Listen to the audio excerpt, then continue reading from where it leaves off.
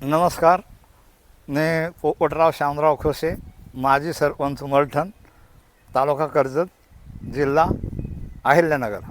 मी आता तुम्हाला थोडक्यात ग्रामसभा कशी घ्यावी, आम्ही ज्या ग्रामसभा घेतल्या यशस्वी झाल्या तर त्याचे काय अनुभव, काय उदाहरणं तुम्हाला सांगतो. ग्रामसभेशिवाय कोणतंही गावाचं काम चालू शकत नाही. याचं ग्रामसभेचं उदाहरण श्रीकृष्णापासून ते गावकऱ्यापर्यंत आपण पाहतो. गावात वर्गणी असते, हगाने भरतात, पारायणं होतात. ह्या सगळ्या गोष्टी ग्रामसभेत म्हणजे गावकरी एकत्रित बसून निर्णय घ्या. कुठं वाद नाही, विवाद नाही. 1-2% विचित्र गावं असते ते तर होतं, परंतु आत्तापर्यंत कुठंही ऑडिट नाही, रिपोर्ट नाही.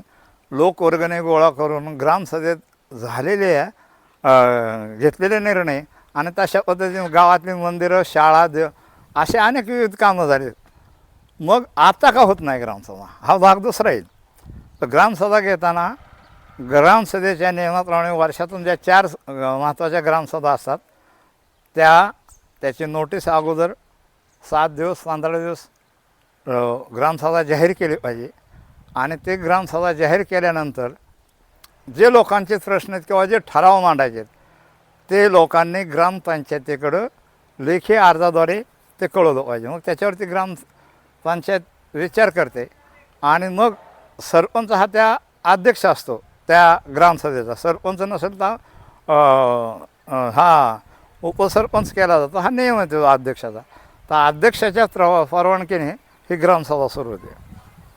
आणि त्या ग्रामसभेत लोकांना काय हवं, काय नको याचे प्रश्न अगोदर उत्तर लेखी दिलेले असल्यामुळं त्याचं पूर्वतयारी त्या सभेचे अध्यक्ष करतात.